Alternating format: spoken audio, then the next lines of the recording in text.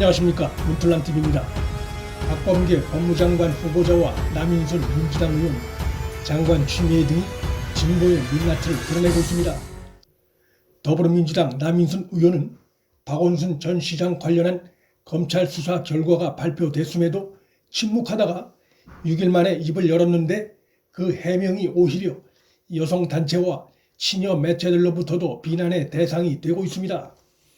남인순이 자신은 박 전 시장 관련해 불미스러운 얘기가 들리는데 무슨 일이 있느냐고 물었을 뿐이라고 했지만, 그에게 관련 내용을 전달한 여성단체 대표가 박 전 시장에 대한 고소 예정 소식을 듣고 남인순에게 관련 내용을 전달한 사실이 검찰 수사로 드러났습니다.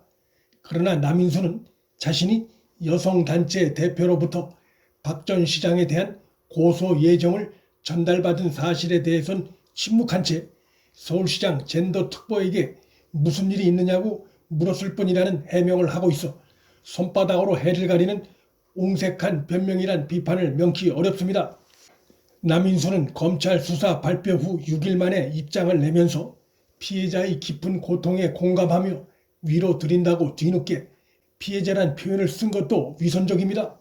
그는 지난해 박 전 시장 장례 직후 민주당 여성 의원들이 단체 입장문을 낼 때 피해 여성을 피해자가 아닌 피해 호소 여성으로 규정하는데 주도적 역할을 했던 인물이고, 그 사실이 민주당 여성 의원 단체 카톡방 대화 내용에 의해 적나라하게 드러난 바 있습니다. 하지만 당시 자신의 주도적 역할에 대해 아무런 해명도 사과도 없습니다. 소위 여성 인권 활동 이력으로 비례대표로 국회의원 배지를 처음 단 남인순의 이 같은 이중적 행보는 진보의 민낯을 드러내고 있습니다. 장관직에서 곧 물러나는 추미애의 행보도 마찬가지입니다. 교정시설 관리감독 총책임자인 추미애가 감염자 증가 소식을 알고 있었음에도 윤 총장 쫓아내기에 몰두하다가 확진자가 1000명대에 육박하자 그제서야 뒷북 대책 행보에 나서면서 수용시설 구조 탓을 하는 추미애의 행태는 입으로만 인권을 운운한 진보의 민낯을 잘 보여준 사례입니다. 집단 생활을 하는 재소자들에게 마스크 지급을 방기하고 확진자들을 별다른 의료 대책도 없이 한 방에 몰아넣고 확진자의 외부 서신 발송을 금지시키고 감염자 확산 사실을 언론에 보름 이상 숨기는 구치소 내에서의 반인권적 행위가 수용자들의 필사적인 자필 호소가 언론사 카메라에 포착돼 언론의 대대적 취재가 시작되기 전까지 교정시설 최고 책임자인 장관 추미애의 고의적 방관 속에 자행되어 왔습니다.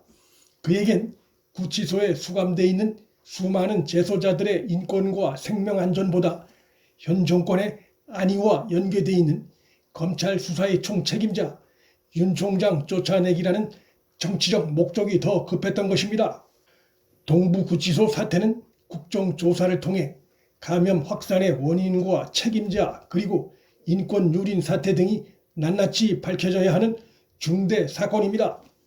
대통령 문재인은 변호사 시절 한 신문사에 기고한 글에서 갈수록 악화되는 재소자 인권이라는 제목의 칼럼을 통해 재소자는 별세계의 사람들이 아니라 바로 우리들의 일부이다.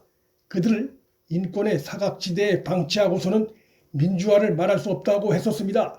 그랬던 그가 감염자가 전체 수용자의 절반에 육박하고 있음에도 국민 앞에 직접 나서 당국의 심각한 책임 방기에 대한 상황 설명도 또 관련한 대국민 사과도 하지 않고 있습니다.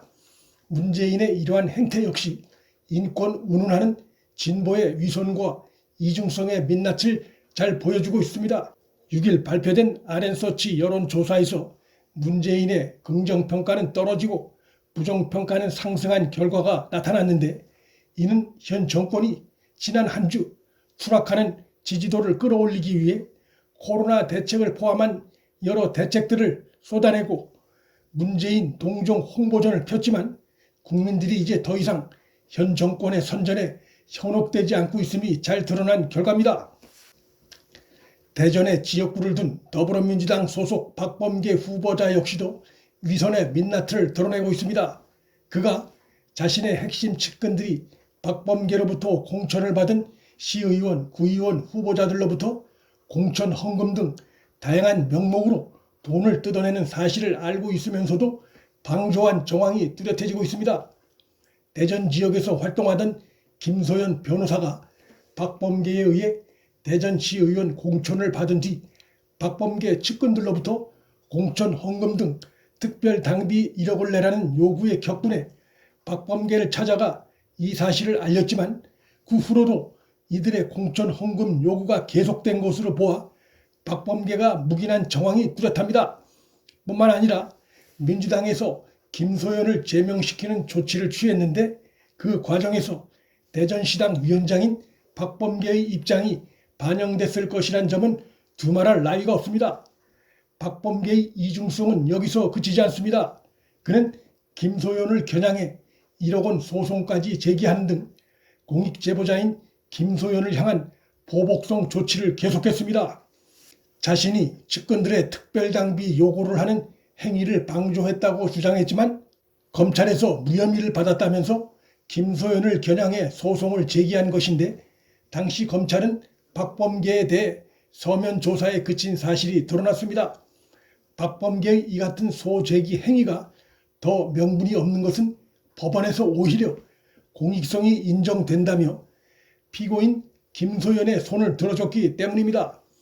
자신의 측근들의 일탈 행위를 단속은 하지 않고 오히려 내부 잘못을 고발한 김소연을 제명시키고 소송까지 제기한 박범계의 행위는 진보의 위선과 이중성의 민낯을 드러낸 행위로 볼 수 있습니다.